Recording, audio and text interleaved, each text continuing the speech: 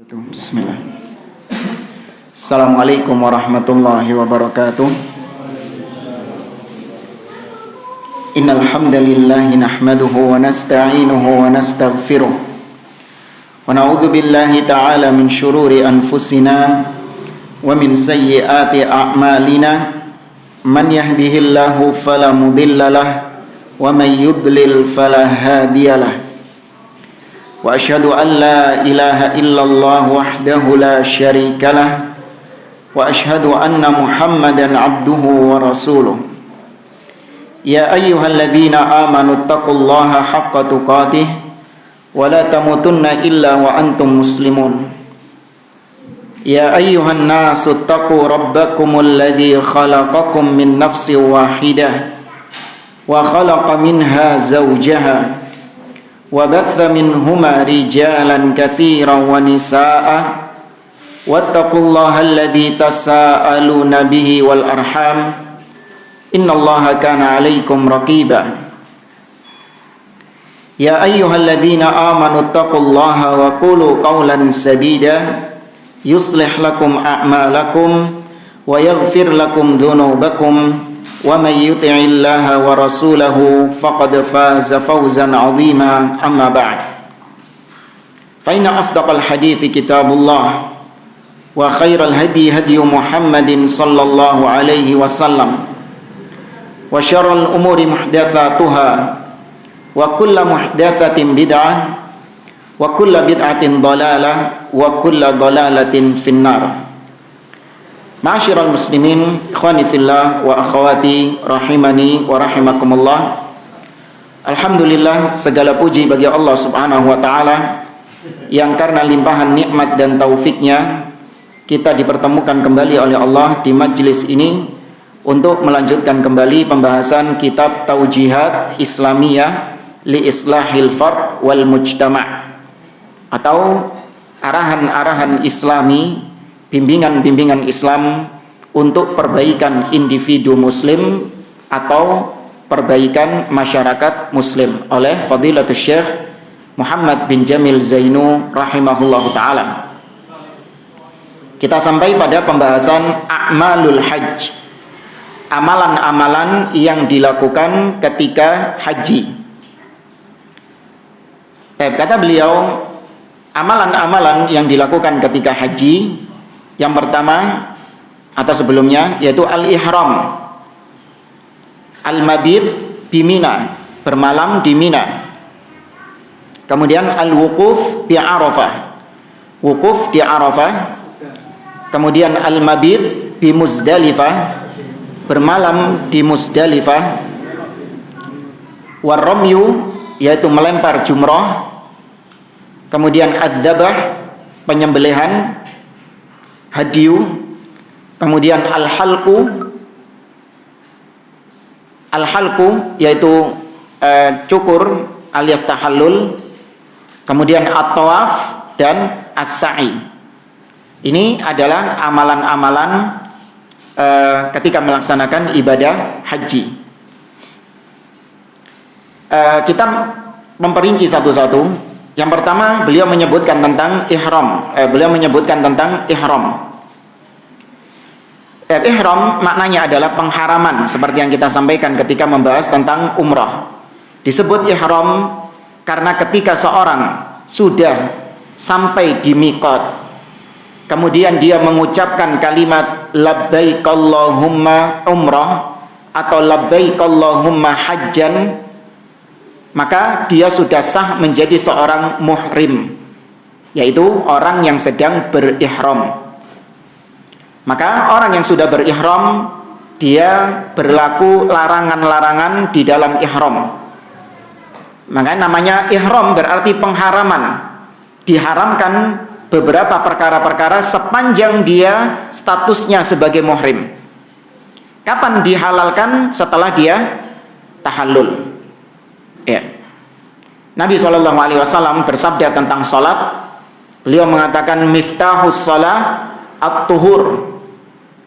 Kata beliau, kuncinya salat adalah at-tuhur, yaitu bersuci.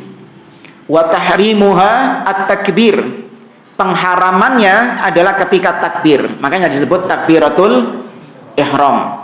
Takbir yang mengharamkan. Kemudian wa tahliluha at-taslim. Tapi kalau di dalam salat, tahallulnya itu adalah salam. Berarti ketika ihram, maka berlaku larangan-larangan yang bisa membatalkan salat. Ngobrol, makan, minum, melakukan aktivitas-aktivitas lain di luar salat, yaitu menyebabkan salatnya batal. Nah, demikian juga dengan ihram dalam umrah atau haji, itu ada larangan-larangan seperti larangan mencukur rambut atau mencukur kumis, mencukur bulu apapun yang ada di dalam tubuh, memotong kuku. Ya, kemudian juga larangan memakai wewangian, larangan mengenakan pakaian yang membentuk anggota tubuh bagi laki-laki, dan hanya diperbolehkan mengenakan 2 lembar kain ya bagi laki-laki. Kemudian larangan menikah, larangan meminang, atau larangan berjima, berhubungan. Ini sudah kita bahas pada pertemuan tentang umrah. Tapi itu yang berkaitan dengan ihram.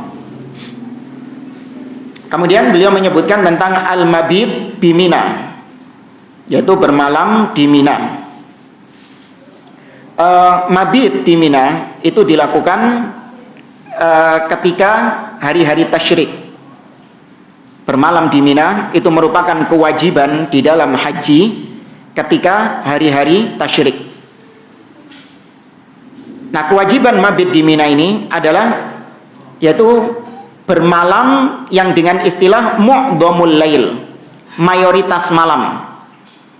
Ya, mayoritas malam itu nggak harus malam yang penuh, tapi kebanyakan malam dia sudah menghabiskan malamnya di Mina, maka dia sudah dikatakan sebagai mabit di Mina.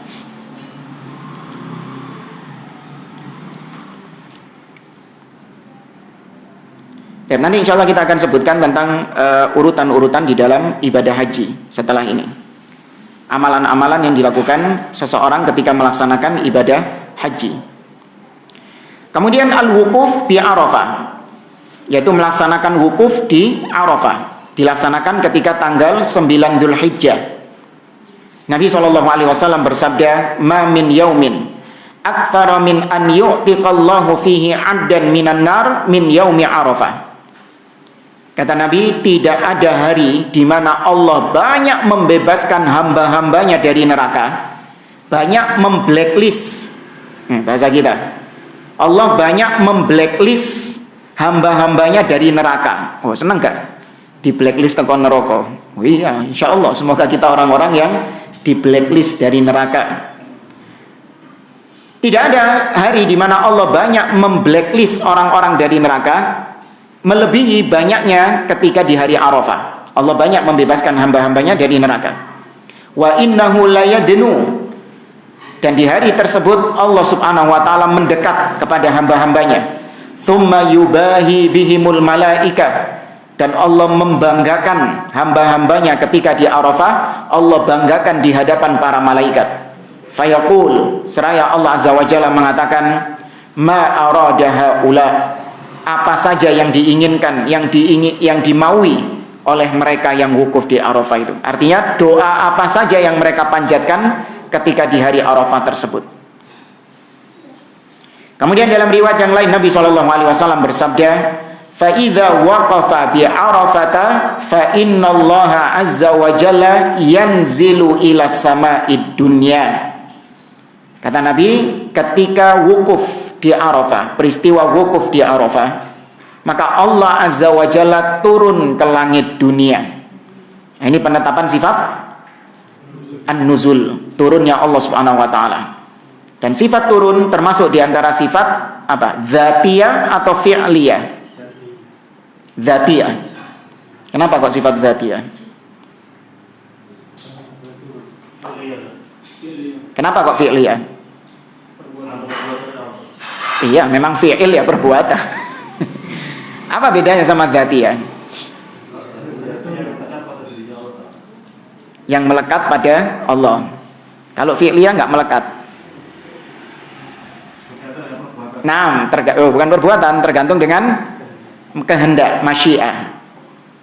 Ya, kalau dzatiyah, sifat yang senantiasa ada pada Allah dan tidak pernah sedikit pun terlepas dari Allah. Seperti misalnya Allah punya sifat wajah. Apakah Allah sesekali punya wajah, sesekali enggak?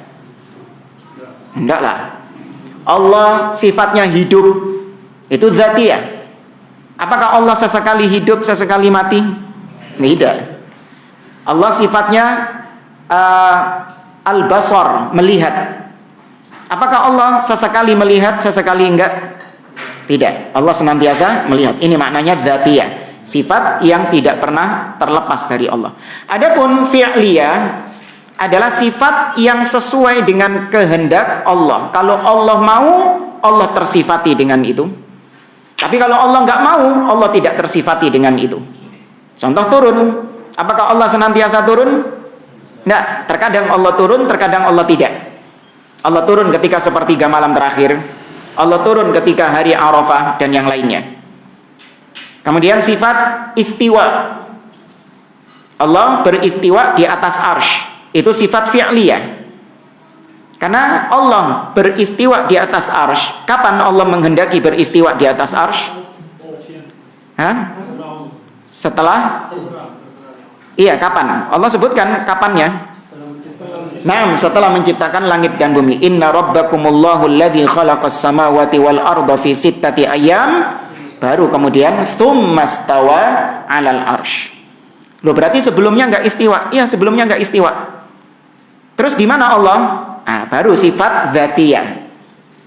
Allah kalau tidak istiwa sebelum Allah menciptakan arsy, Allah di mana? Al-ulu, tetap tinggi di atas. Nah, tinggi itu sifat dzatiyah. Allah senantiasa tinggi di atas.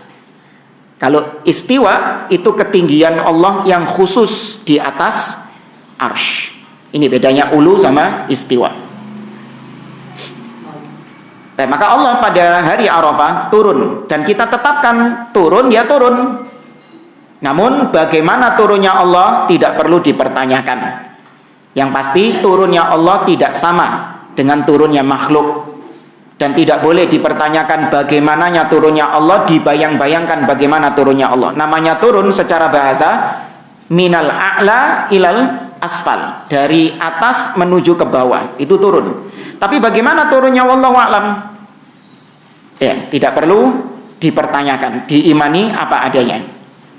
Fayaqul, seraya Allah mengatakan unduru ila ibadi syu'than ghubran ishhadu anni qad ghafartu lahum dzunubahum wa in kana adada qatris sama wa ramli alij. Kata Allah Subhanahu wa taala, lihatlah kepada hamba-hambaku, ya, ila ibadi syu'than, mereka rambutnya acak-acakan, ya, ghubran, mereka penuh dengan debu. Ketika di Arafah itu rambutnya acak-acakan, penuh dengan debu. Loh iya, gak sampuan pirang-pirang dino. Ya, boleh gak sampuan? Gak boleh. Kalau basahi rambut boleh, tapi gak pakai sampo. Ya, basahi rambut tok gak apa-apa, tapi gak pakai sampo. Ya, rambutnya kan kaku semrawut gitu, ya, berdebu. Saksikanlah mereka bahwasanya aku, persaksikan bahwasanya aku telah mengampuni dosa-dosa mereka, meskipun dosa-dosa mereka sebanyak tetesan-tetesan air yang ada di langit atau sebanyak butiran-butiran pasir. Meskipun dosanya banyak, diampuni oleh Allah Azza wa Jalla di hari Arafah tersebut. Ya, kemudian di sini dibawakan tentang keistimewaan hari Arafah. Ini nggak perlu kita bahas. Apa di antara keistimewaan hari Arafah? Ada peristiwa apa? Nah, disempurnakannya Islam. Disempurnakannya Islam. Al-yauma akmaltu lakum dinakum, itu turun ketika hari Arafah. Sebagaimana datang riwayat dari Umar ibn Khattab radhiyallahu taala anhu. Kemudian belum yang puasa Arafah, Ya, keutamaan seorang yang melaksanakan puasa Arafah. Baik, banyak. Kemudian selanjutnya al-mabit bi Muzdalifah.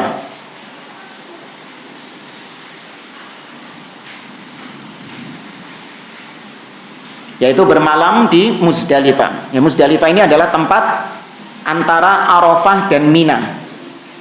Ya, disebutkan bahwa Muzdalifah adalah tempat di antara Arafah dan Mina.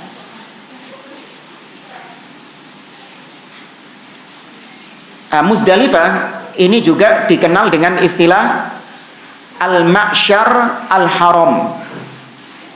Ya, Muzdalifah itu dikenal juga dengan nama lain Al-Ma'syar Al-Haram, seperti yang Allah firmankan di surat Al-Baqarah ayat 198. Allah mengatakan, fa idza afattum min arafatin fadhkurullaha indal masy'aril haram.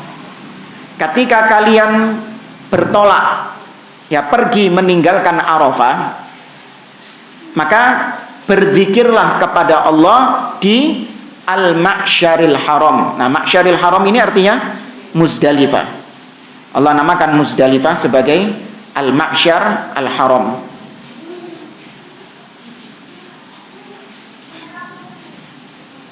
Apa yang dilakukan di Muzdalifah ini nanti insya Allah akan kita bahas lebih rinci di urutan-urutan haji. Kemudian ar-ramyu, yaitu melempar jumroh. Melempar jumroh yaitu jumrotul aqabah dilakukan ketika tanggal 10 Dzulhijjah. Kemudian berlanjut tanggal 11, 12 dan 13 para jamaah haji juga melaksanakan lempar jumroh. Ini urutan-urutannya nanti insya Allah kita sampaikan secara ringkas ketika membahas tentang urutan melaksanakan ibadah haji.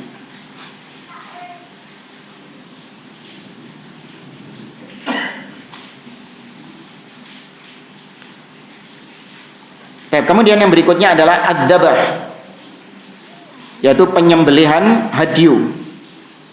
Hadyu adalah hewan yang disembelih atau hewan yang dibawa oleh jamaah haji ke tanah haram untuk dipersembahkan kepada Allah Subhanahu wa taala, dan ini sesembelihan ibadah. Ya, sudah kita sampaikan namanya sesembelihan ada dua. Ada sesembelihan yang ibadah dan non ibadah. Sesembelihan yang ibadah contohnya seperti hadyu, terus kurban, ya, akikah, kemudian menunaikan nadar misalnya, dan yang semisal dengannya. Adapun yang non ibadah, ya, sesembelihan yang digunakan untuk dimanfaatkan dagingnya, entah dijual atau dimakan dan yang lainnya. Apa bedanya? Kalau untuk ibadah, maka tujuan utamanya adalah untuk mengalirkan darah hewan tersebut, membunuh hewan tersebut dalam rangka bertakarrub kepada yang dipersembahkan. Ya, kalau dipersembahkan kepada berhala ya syirik. Adapun daging yang dihasilkan itu hanya tambahan saja. Tujuan utamanya memang apanya? Matenine kumang. Itu tujuan utamanya kalau sesembelihan ibadah. Adapun dagingnya itu tambahan plus bonus. Sehingga kalaupun tidak ada dagingnya, katakanlah ketika dia menyembelih dalam rangka untuk taqarrub, maka sudah dikatakan sesembelihan ibadah. Makanya disebutkan dalam hadits Tariq bin Syihab tentang dua orang yang masuk surga. Satu orang masuk surga karena apa? Lalat. Dan satu masuk neraka karena lalat. Lalat apa dagingnya? Bisa dicoba gak dagingnya? Nggak ada dagingnya, nggak ada dagingnya. Tapi karena orangnya memang membunuh lalat tersebut dalam rangka mendekatkan diri, dipersembahkan kepada berhala, maka sudah jatuh syirik. Jangan kemudian alasan mengatakan lalat gak ada dagingnya kok mosok syirik. Iya, karena sudah tercapai tujuannya. Apa tujuannya? Mateni kumang. Ya, adapun sesembelihan yang bukan ibadah seperti yang dilakukan oleh Nabi Ibrahim ketika menghidangkan hidangan kepada tamunya, beliau menyembelih seekor sapi. Itu disembelih untuk dipersembahkan kepada tamu, Loh kok nggak syirik? Ya memang nggak syirik, karena memang bukan sesembelihan ibadah, tapi sesembelihan yang non ibadah. Kalau non ibadah, tujuan utamanya apa ya? Apa tujuan utamanya? Dagingnya.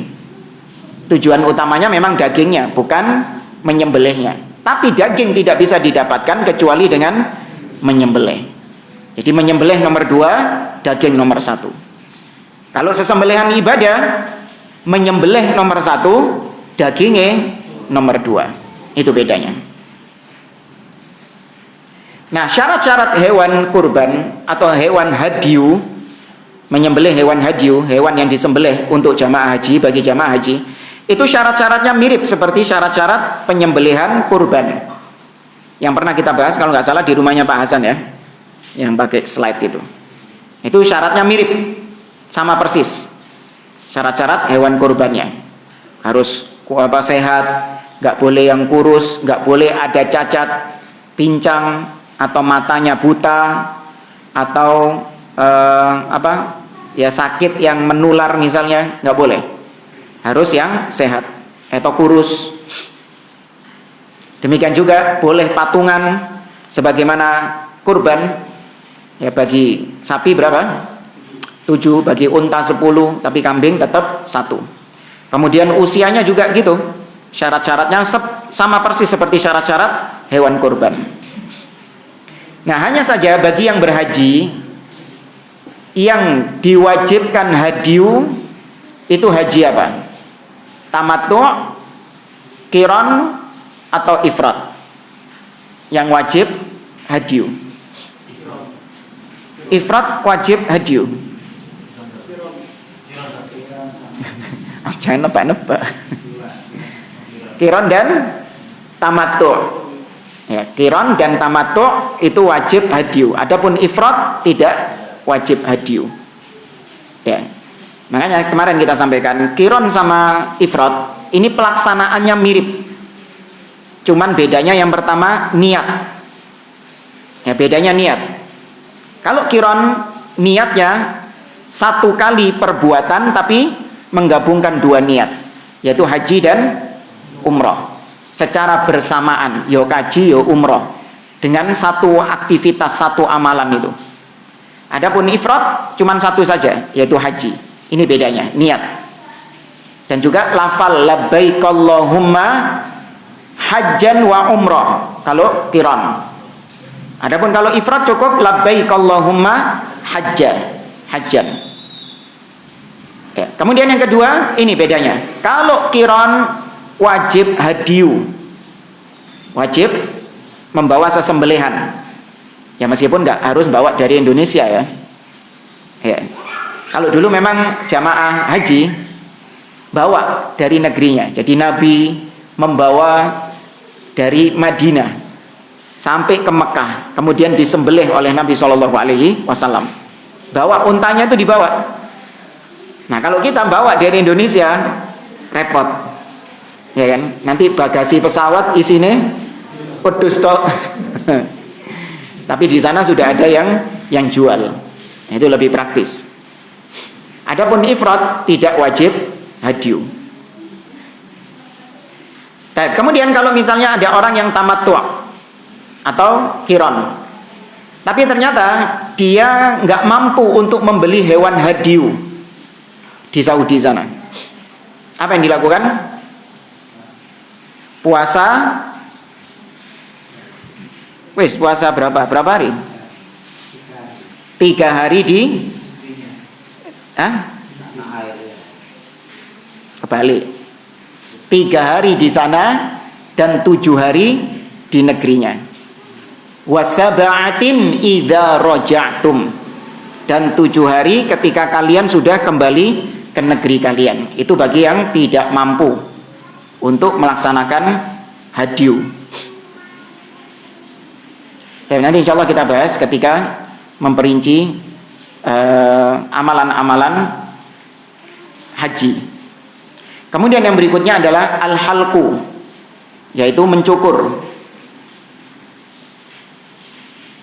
Allah Azza wa Jalla mengatakan di surah Al-Fath ayat 27, Kata Allah, la tadkhulunnal masjidal harama insyaallahu aminin muhalliqina ru'usakum wa muqassirin.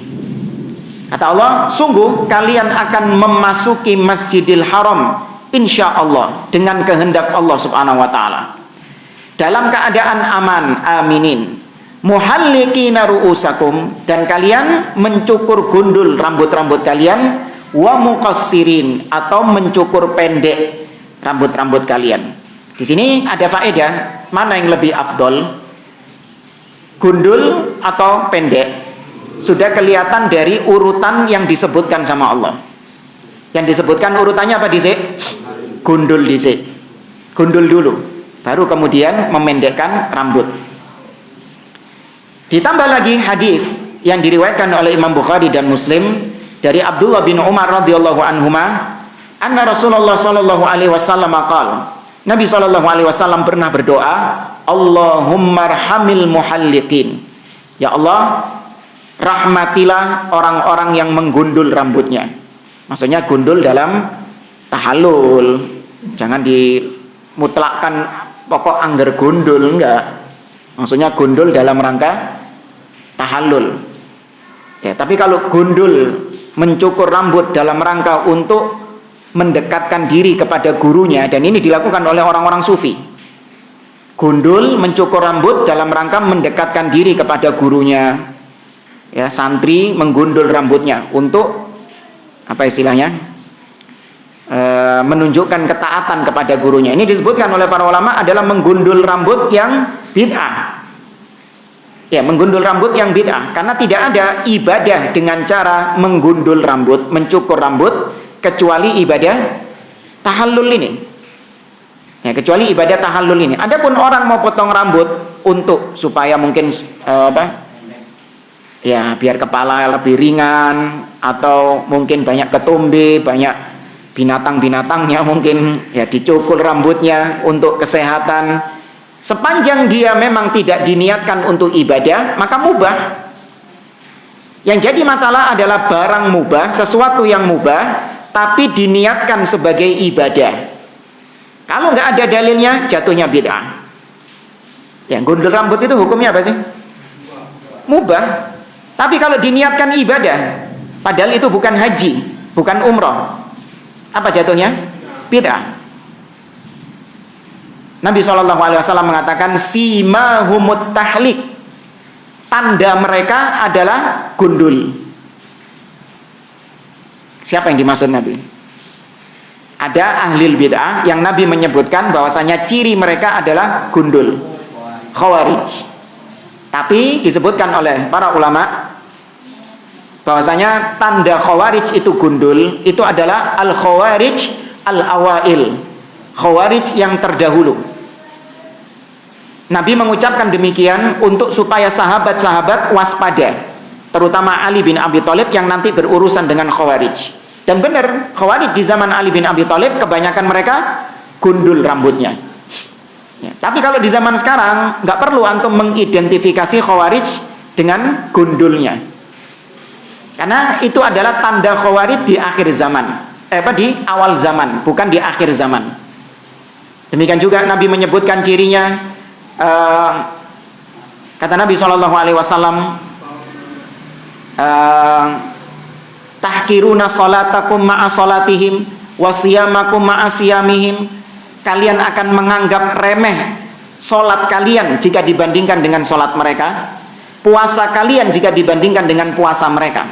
Puasa kalian gak ada apa-apanya, puasanya sahabat ini.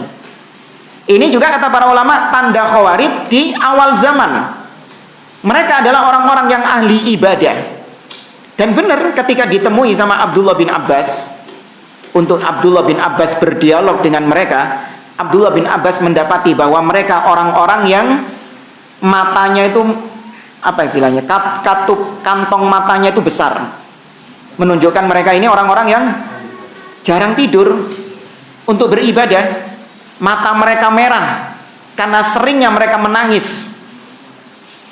Lutut-lutut mereka seperti ngapal, seperti lututnya unta, karena seringnya apa? Sujud. Tuh. Khawarij zaman dahulu adalah khawarij yang ahli ibadah. Maka jangan kemudian antum mengidentifikasi khawarij di zaman sekarang dengan ibadahnya.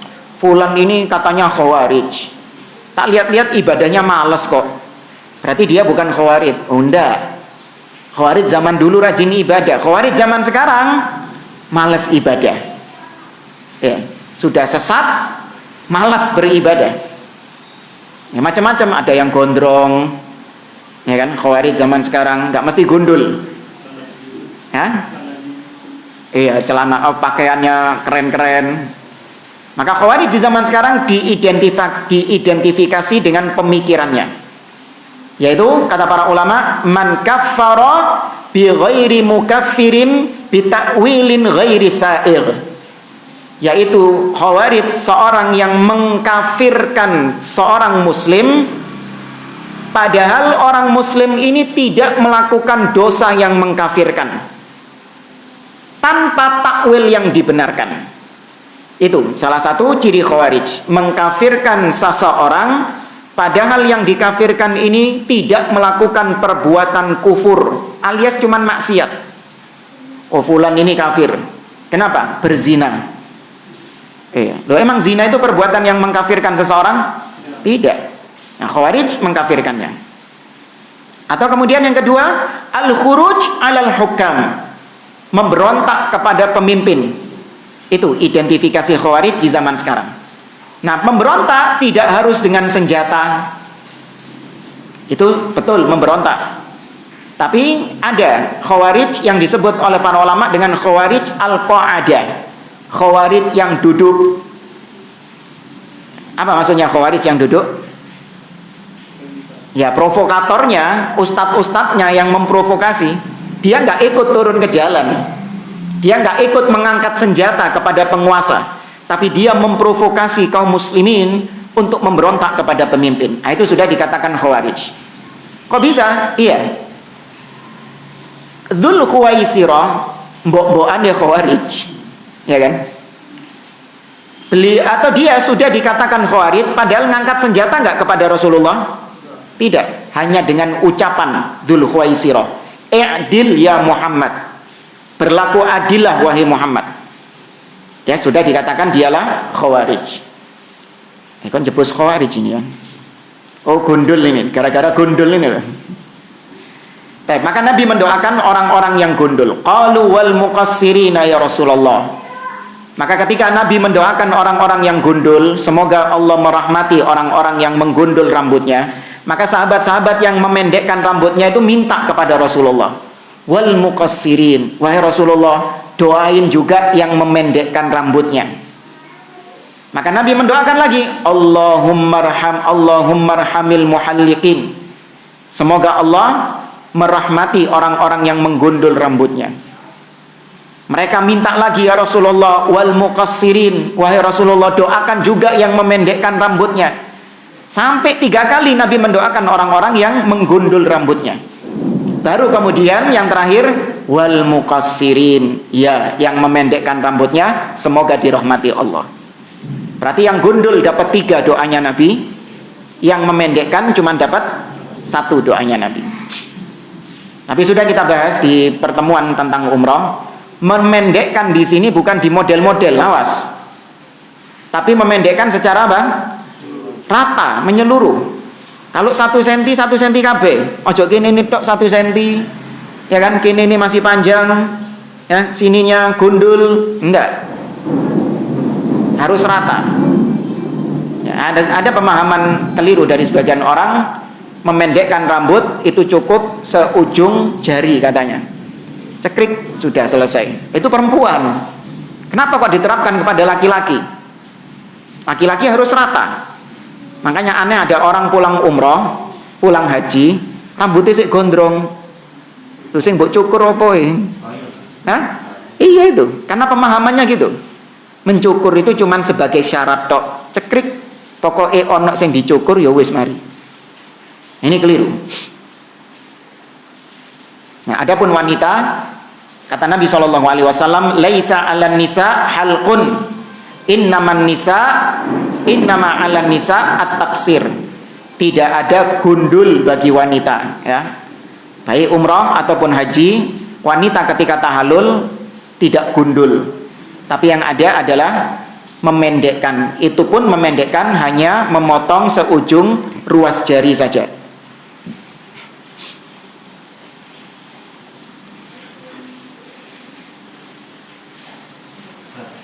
Tahallulnya itu kalau besoknya boleh. Tahallul nggak apa-apa sepanjang tidak melakukan pembatal ihram. Hah? Oh ya, beda lagi. Sudah selesai, terus kemudian tahallulnya cuma sebatas membuka kotor. Itu nanti haji ada tahallul awal. Kalau haji ada tahallul awal. Dia tahallul, itu pun tahallul dengan sempurna. Setelah itu dia sudah halal. Apapun, boleh pakai parfum, boleh pakai sabun, boleh motong kuku. Yang nggak boleh cuma satu, apa? Berhubungan suami istri. Itu nanti tahallul kedua. Ya, tahallul pertama seperti nanti akan kita sampaikan. Tapi kalau umroh, ada sebagian orang yang tahallulnya ditunda nanti. Ya, tahallulnya nanti ketika di hotel misalnya, sekalian apa? Mandi. Ya, sekalian mandi. Nah, ini keliru karena dia masih belum dalam kondisi halal, belum dalam kondisi halal. Jadi nggak ada istilahnya kalau dalam umroh itu setelah sa'i digunting sebagian, nanti selanjutnya ketika di hotel itu nggak ada. Dia harus mencukur rambutnya sekaligus, baru kemudian dia halal. Aduh Ustaz, barbershopnya tutup. Ya, barbershopnya tutup. Misalnya ini, besok bukanya. Apakah boleh tidur? Boleh. Mau istirahat, mau tidur, apa boleh. Cuman tetap dalam kondisi apa? Ihram. Harus tetap pakai kain ihramnya tadi. Ya kan, nggak boleh pakai parfum, nggak boleh mencukur apapun, masih berlaku larangan-larangan ihram. Nah.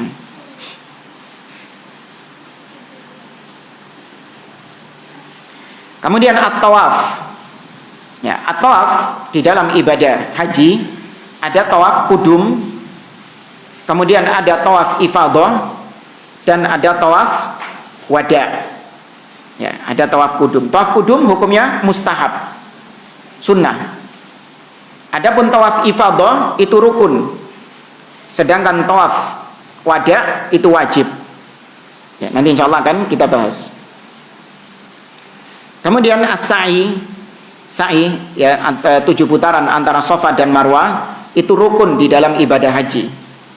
Bisa dilakukan di awal dan bisa dilakukan di akhir. Apa maksudnya? Yakni ketika seorang datang kemudian dia melaksanakan tawaf kudum, setelah tawaf kudum dia langsung sa'i, maka berarti sudah selesai, dianggap sah sa'inya.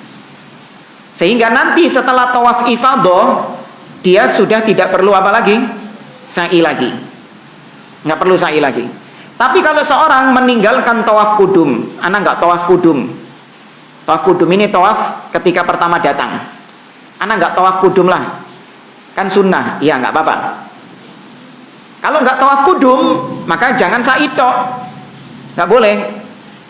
Anak nggak tawaf kudum langsung sa'i saja, oh nggak bisa. Sa'i itu harus didahului dengan tawaf terlebih dahulu. Kalau kau mau sa'i di awal, tawaf kudum terlebih dahulu, baru kemudian sa'i. Tapi kata dia, ya wis, saya nggak tawaf kudum, nggak sa'i. Terus kapan sa'inya? Nanti ketika setelah tawaf ifadah. Itu juga bisa. Nanti insya Allah kita lebih rincikan urutan-urutannya. Tapi ya tetap secara umum aja ya. Karena gambarannya bagaimana juga, anak nggak pernah merasakannya. Cuman tahu teorinya, belum mengamalkannya. Ada yang sudah, Pak Ardoi? Sudah? Hah?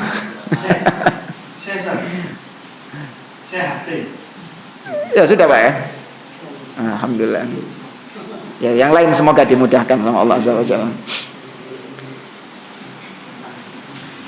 Dan kita mulai yang pertama, kata beliau, ilbas thiyabal ihram yaumat thamin min dzil hijjah bi Makkah wa qul labbaik Allahumma hajja.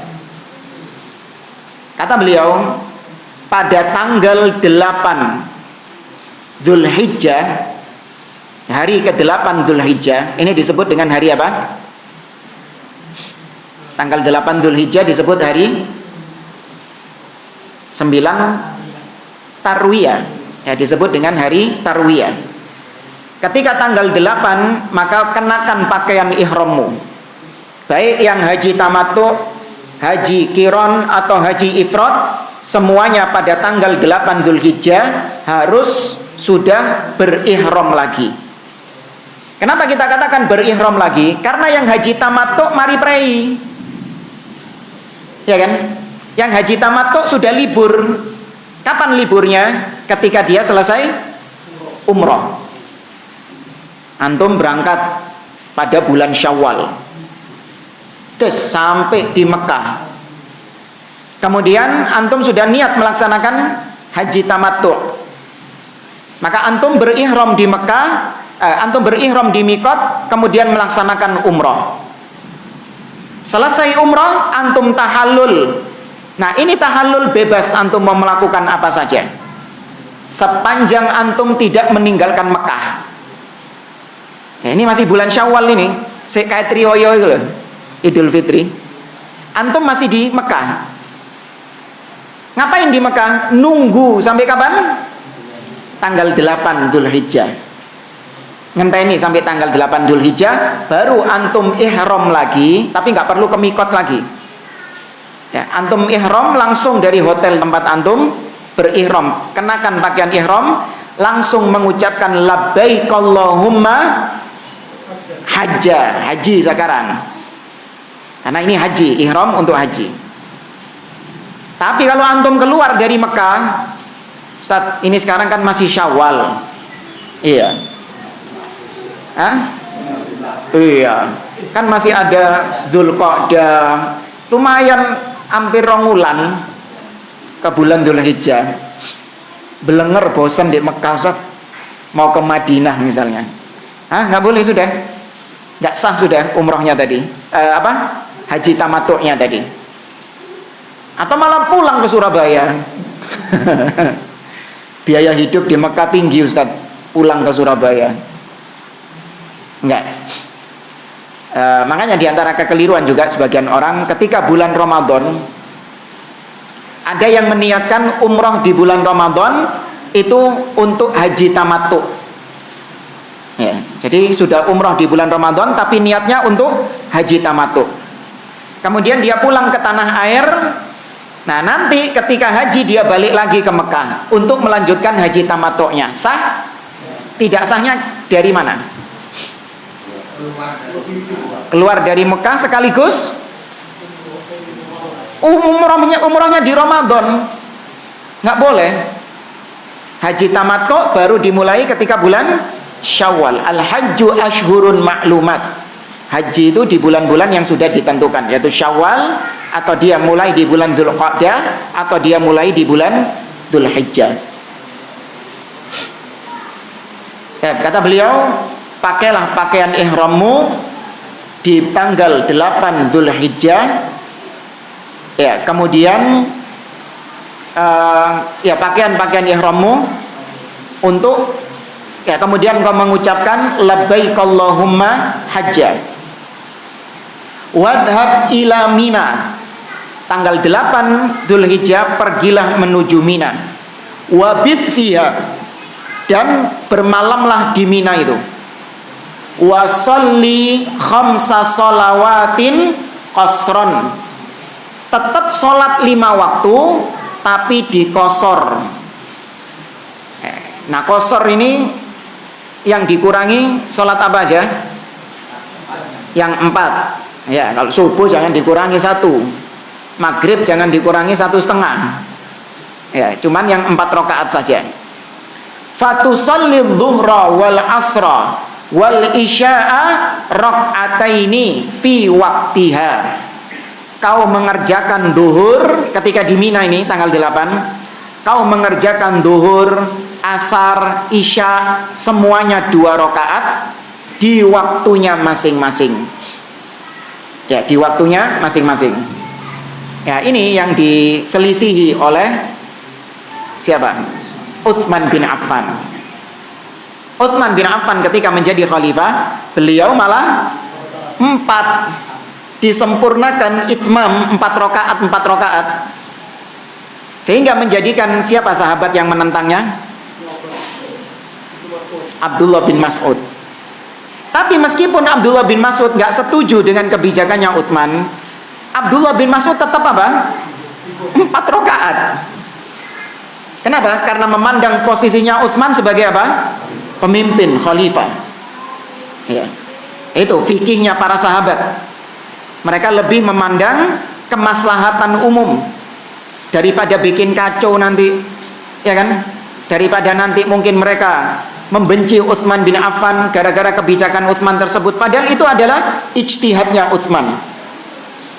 Karena Utsman memandang bahwa ketika haji itu banyak orang-orang yang baru masuk Islam, badui-badui itu baru masuk Islam, sehingga dikhawatirkan kalau sholatnya tetap 2 rakaat, nanti mereka pulang haji, mereka menganggap duhur itu 2, asar itu 2, isya itu 2.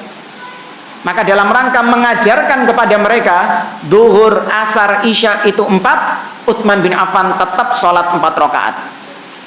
Ini ijtihad yang pertama. Ijtihad yang kedua, karena Utsman menganggap Mekah itu adalah negerinya, Mekah itu adalah tempat tinggalnya, sehingga dia nggak layak mengambil rukhsah mengqashar sholat, karena dia bukan musafir. Ini sekali lagi ijtihadnya Utsman. Meskipun kata para ulama yang lebih rajih pendapatnya Abdullah bin Mas'ud. Karena itu yang dikerjakan oleh Rasulullah, itu yang dikerjakan oleh Abu Bakar, itu yang dikerjakan oleh Umar ibn Khattab. Nah, berarti cuman qashar ya, tidak pakai jamak. Dan itu di tanggal 8 Dzulhijjah. Kemudian yang kedua, idhab ila Arafata yaumat tasi' ba'da syuruk. Setelah syuruk, ya, awal waktu duha, berangkatlah menuju ke Arafah. Dari Mina itu berangkat menuju Arafah. Wa shallil dhuhra wal asra qasran. Dan sholatlah duhur dan asar dengan qashar. Nah, di sini baru jamak. Jam'a takdimin, jamak takdim. Ya, kalau jamak takdim berarti asarnya yang diletakkan di waktu awal, di waktu duhur. Bi adzan wa iqamataini biduni sunnah. Dengan 1 kali adzan tapi 2 kali qomat. Jadi duhur, adzan, Allahu Akbar, Allahu Akbar. Selesai, qomat, Allahu Akbar, Allahu Akbar, asyhadu an la ilaha illallah. Maka sholat 2 rakaat di Arafah ini. Selesai sholat 2 rakaat di Arafah, qomat lagi, Allahu Akbar, Allahu Akbar, asyhadu an la ilaha illallah. Sholat asar 2 rakaat juga. Biduni sunnah, tanpa ada sholat sunnah. Ya, nggak ada sholat qobliyah ba'diyah, karena sudah dikosor. Ya, yang wajib saja dikosor, kok yang qobliyah ba'diyah sempurna. Tujuannya kosor itu memang untuk apa? Meringankan. Ya. Wa ta'akkad annaka fi Arafah dakhila hududiha muftiran mulabbiyan da'iyan Allah wahdah. Nah, beliau mengatakan ta'akkad, yakni engkau benar-benar merenungkan. Ketika engkau berada di Arafah itu, sadari bahwa engkau sedang berada di tempat namanya Arafah. Engkau berada di tempat namanya Arafah dalam kondisi muftiron, tidak berpuasa. Makanya tidak ada puasa Arafah bagi jamaah haji, nggak ada. Ya, yang puasa itu adalah yang tidak berhaji. Adapun yang berhaji di tanggal 9 tidak ada puasa Arafah. Mulabbiyah, renungkan kau sedang bertalbiyah kepada Allah, sedang berdoa kepada Allah. Ini adalah posisi yang sangat luar biasa. Kalau orang mau merenungkan ketika di wukuf Arafah, sangat menggetarkan hatinya. Ya, apalagi kalau saya lihat ya, setiap kali kan diliput biasanya kan. Dari dulu nggak cuman sekarang waktu ada YouTube enak. Ya, dulu diliput biasanya masuk Jawa Pos halaman pertama. Ya kan? Kelihatan putih-putih semuanya itu. Bukit-bukit yang ada di Arafah putih semuanya. Jamaah haji melaksanakan wukuf di Arafah. Ya, terharu kita. Manusia segitu banyak, jutaan manusia kumpul di satu tempat. Ya, mereka mengenakan 2 kain saja. Di tengah terik matahari, mereka berpanas-panasan berdoa kepada Allah Azza wa Jalla. Ini kata Syekh Abdul Razak bin Abdul Muhsin dalam kitabnya tentang Durus Aqdiyah Mustafadah minal Hajj, pelajaran-pelajaran akidah dari ibadah haji. Beliau menyebutkan bahwa salah satu pelajaran ketika wukuf di Arafah adalah seorang ingat dengan kematian, ingat dengan padang mahsyar. Iya, dia ingat dengan padang mahsyar. Itu suasana padang mahsyar kecil, jamaah. Suasana hari kiamat kecil. Bayangkan jutaan manusia kumpul di satu tempat, tidak kenal satu dengan yang lain, di tengah terik matahari yang ada di atas mereka. Nanti ketika di padang mahsyar, ya gak persis ya, cuman meh koyok ngono. Ya kan? Matahari ditegakkan tapi lebih dekat lagi di atas kepala manusia. Seorang merenungkan tentang kematian, bagaimana dia cuman mengenakan 2 lembar kain saja. Kelak ketika dia mati pun dia juga akan dibungkus dengan kain. Tidak lagi dia memakai pakaian kebanggaannya, pakaian dinasnya, pakaian kesombongannya, nggak ada. Ini pelajaran-pelajaran berharga dari ibadah haji. Li'annal wuqufa fi Arafata ruknun asasi. Karena wukuf di Arafah itu adalah rukun yang paling pokok, paling inti dari ibadah haji. Makanya Nabi mengatakan al-hajju Arafah. Haji itu puncaknya adalah Arafah. Wukuf di Arafah. Itu puncaknya ibadah haji. Maka seorang ketika dia melaksanakan ibadah haji, ketika dia wukuf di Arafah, hendaklah dia benar-benar serius memanfaatkan waktu-waktu yang berharga di Arafah itu. Nabi SAW demikian. Ya, Nabi SAW tanpa hentinya mengangkat tangannya mulai ba'da zuhur sampai menjelang maghrib. Ya, sampai ketika untanya mau kabur, satu tangannya memegang tali kekangnya, tangan yang satu tetap berdoa. Itu Nabi SAW yang diampuni dosa-dosanya yang telah lalu dan yang akan datang, terus memanfaatkan waktu ketika di Arafah. Namun kita dengar sebagian jamaah haji, ya, ketika di Arafah sibuk selfie, sibuk di Jabal Rahmah. Apa yang di Jabal Rahmah? Nulis, iya, gospidol, nulis namanya dia, katanya CE langgeng, ya, mandar pegat. Iya, atik berbuat yang enggak gitu. CE langgeng ditulis. Dan kita ketika ke sana, waktu enggak musim haji itu boleh kita jalan-jalan ke Jabal Rahmah itu. Ya alay-alay gitu yang nulis. Ya, fulan dikei love. Yo alay. Gitu-gitu itu. Ada foto KTP juga tuh. Ya, kadang bawa foto-foto, diletakkan di selempitan-selempitan batu-batu yang ada di sana itu. Tujuannya supaya orang yang ada di foto ini bisa datang ke sini. Yo gak ngono carane. Daftar kaji. Iya.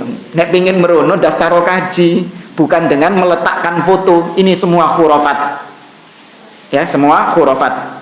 Terus nanti ketika mau pulang ke Indonesia, ada bajunya diletakkan, ditinggal di hotel. Sengaja ditinggal di hotel. Kenapa ditinggal di hotel? CM balik. Kayak pel-pelan kelambi. Tapi kadang setengah-setengah gitu orang-orang gitu itu. Sing ditinggal di hotel itu yang elek-elek wisan bajune. Sing api-api gak gelem. Tapi kan masih ada fitrahnya dia ya. Iya. anunya masih ada, fitrahnya dia itu. Kalau dia yakin bahwa dia kembali ke situ, maka yang ditaruh itu benda yang paling mahal harusnya. Bajunya yang paling mahal yang ditaruh situ. Ini enggak milih yang paling murah. Mungkin dasternya yang sudah sobek-sobek, nah itu ditinggal di sana. Baik jamaah rahimani wa rahimakumullah, kita berhenti di poin yang kedua. Insyaallah di pertemuan berikutnya kita lanjut ke poin yang ketiga dari amalan-amalan haji. Wallahu a'lam. Kalau ada yang mau ditanyakan, fadhol. Mengenai haji tadi dilaksanakan di bulan Syawal, Dzulqa'dah, Dzulhijjah. Padahal diniati di bulan Syawal itu dia harus pakai pakaian ihram. Yang tamattu artinya dia sudah boleh melaksanakan haji tamattu. Haji tamattu ini kan dimulai apa dulu? Umrah dulu. Nah itu sudah boleh dilaksanakan di bulan Syawal. Tapi setelah umrah sudah dia menetap di Mekah sampai tanggal. Menetap itu pakai ihram? Enggak, sudah tahallul dia. Sudah tahallul, boleh dia makan ya tetap boleh masih ihram. Boleh dia menggauli istrinya, boleh dia memakai parfum, motong kuku, motong rambut, sabunan, boleh. Boleh, sudah tahallul. Nanti ketika tanggal 8 Dzulhijjah, hari Tarwiyah, baru pakai ihram lagi, mengucapkan talbiyah. Karena melanjutkan rangkaian haji tamattu'nya itu. Itu maksudnya. Jadi bukan terus hajinya di bulan Syawal, bukan. Wukufnya di bulan Syawal, enggak. Iya, ijenan enak, sepi. Bukan itu maksudnya, wallahu a'lam.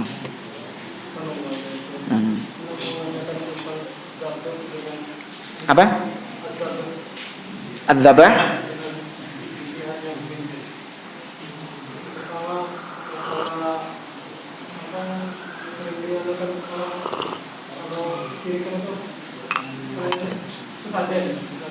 Ya. Kan itu kan ada ayamnya kan, taruh pohon kan. Ada sebagian orang itu bilang mubazir harus dimakan. Sikap mereka ini benar apa? Salah, karena sesembelihan tersebut tidak diperuntukkan untuk Allah. Itu sesembelihan ibadah. Wala ta'kulu mimma lam yudhkarismullahi alaihi. Jangan engkau memakan sesuatu yang disembelih yang tidak menyebut nama Allah. Kemudian juga di surat Al-Maidah ayat yang ketiga, hurrimat alaikumul maitatu waddamu walahmul khinzir wa ma uhilla li ghairillahi bi. Dan apa-apa yang disembelih untuk selain Allah. Maka jangan mubadzir itu dosanya orang yang ngasih sajen itu, bukan kita yang dosa. Ya, ada daging ayam diletakkan di pohon keramat buat sajen. Ya, enak ayamnya wungkul. Ya kan? Iya, nah kalau buah nggak apa-apa. Kalau ada buah-buahan, pisang, ya telur kan, telurnya wis dia apa? Ya kirain telurnya sudah diceplok, jijik, sudah, kena kotoran-kotoran. Nah, kalau buah apel atau pisang apa kan masih steril gitu. Nah, itu boleh dimakan. Tapi tetap melihat maslahat dan mafsadat ya. Jangan terus belani gedang, belani apel, akhirnya dipergoki sama warga sana, antum babak belur. Ya, antum yang babak belur karena menghina sesembahan mereka. Itu juga terlarang di dalam agama. Wala tasubbul ladzina yad'una min dunillah fayasubbullaha adwan bighairi ilm. Karena itu bentuk pelecehan terhadap sesembahan mereka. Dikhawatirkan mereka yang nanti akan melecehkan Allah Subhanahu wa taala. Tapi kalau misalnya aman Ustaz. Karena di sini ini nggak mungkin ada orang. Kalaupun nanti buahnya saya ambil, paling mereka ngiranya demite sing njupuk. Ya. Kalau apa? Iya. Berarti makbul gitu. Kalau aman ya nggak masalah. Ya. Tapi kalau misalnya khawatir ada yang mergoki atau yang apalagi sekarang diviralin, dia sendiri yang ngeviralin. Ya waktu itu yang buat sajen itu tadi. Tendang-tendang. Iya. Itu enggak benar kayak gitu. Bukan kita mendukung kesyirikannya, tidak. Cuman cara mengingkari kemungkaran itu harus menimbang maslahat dan mafsadat. Nabi saja tidak membunuh Abdullah bin Ubay bin Salul, gembong Yahudi. Padahal Nabi sudah mendapatkan wahyu dari Allah kalau dia adalah munafik. Yahudi apa munafik? Tadi anak nyebutnya munafik. Munafik, afwan. Gembongnya munafik Abdullah bin Ubay bin Salul. Nabi tahu dari Allah kalau dia ini munafik. Umar minta izin untuk memenggal lehernya. Diizinkan sama Nabi? Tidak. Kenapa? Mafsadatnya lebih besar.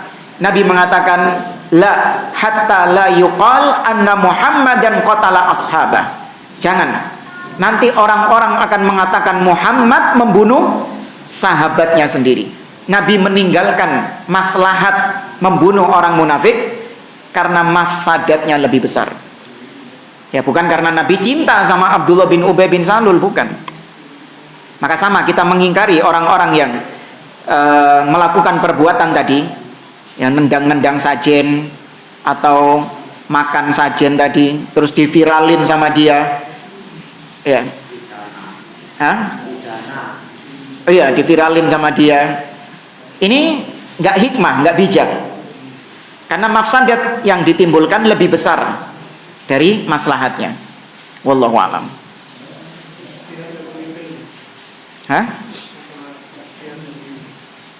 Ijtihadnya pemimpin dari apa itu?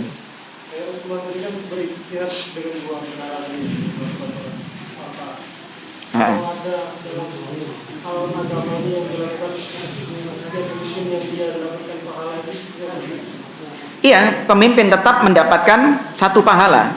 Karena Nabi menggunakan kata-kata al-hakim, idza ijtahadal hakim. Apabila hakim berijtihad, fa asaba falahu ajran wa in akhta'a falahu ajrun wahid. Kalau benar dapat 2 pahala, kalau salah tetap dapat 1 pahala. Dan Utsman bukan cuma sekedar pemimpin, tapi dia juga seorang alim. Ya, seorang yang memahami agama. Maka Abdullah bin Mas'ud meskipun pendapatnya lebih kuat, namun karena Utsman adalah seorang pemimpin, maka dia yang lebih ditaati. Makanya ketika ditanya, Abdullah bin Mas'ud mengatakan, al-khilafu syarrun. Kata Abdullah bin Mas'ud, menyelisihi pemimpin itu adalah syarr, keburukan. Coba kalau orang-orang sekarang di posisinya Abdullah bin Mas'ud, demo.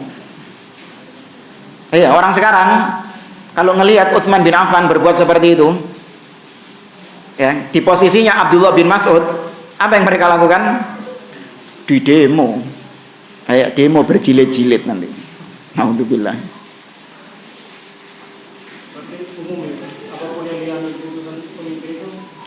Ya, sepanjang memang ada nas, ada dibenarkan secara sisi ijtihadnya. Kecuali kalau pemimpin ijtihad bahwasanya Ramadan kita majukan di bulan Syawal misalnya, karena ada agenda pilpres misalnya, maka Ramadan nggak tahulah gimana ininya dimajukan karena ada pilpres misalnya. Maka ini ijtihad yang tidak ada sisi pendalilan, nggak boleh ditaati. Tapi kalau misalnya ijtihadnya pemimpin keliru, harusnya pemimpin menetapkan 1 Ramadan sekarang, malah pemimpin menetapkan 1 Ramadannya besok. Dan pemimpin punya argumentasi, karena memang belum terlihat hilalnya. Katakanlah ijtihadnya pemimpin salah, ketika tanggal 15 Ramadan nampak kesalahan pemimpin, bahwasanya bahwasanya bulan sempurna penuh. Wah, ini berarti kita yang benar, pemimpin yang salah. Katakanlah tetap pemimpin yang salah, ijtihadnya diikuti enggak? Tetap diikuti. Ya, tetap diikuti karena pemimpin memiliki sisi pendalilan. Tapi kalau ijtihadnya sudah ngawur tadi, ya, kita menentukan Ramadan pakai penanggalan Jawa misalnya. Nah, ini baru nggak diikuti pemimpin ketika itu. Tapi pemimpin sekarang ini menggunakan apa ketika menentukan Ramadan? Ru'yatul hilal tuh, sesuai dengan sunnah. Kalaupun keliru, tetap diikuti. Ya, itu ijtihad dari pemimpin tersebut. Wallahu a'lam. Saya kira ini yang bisa kita sampaikan. Insyaallah kita lanjutkan di pertemuan berikutnya. Wallahu a'lam. Subhanakallahumma wa bihamdik. Asyhadu an la ilaha illa anta astaghfiruka wa atubu ilaik. Assalamualaikum warahmatullahi wabarakatuh.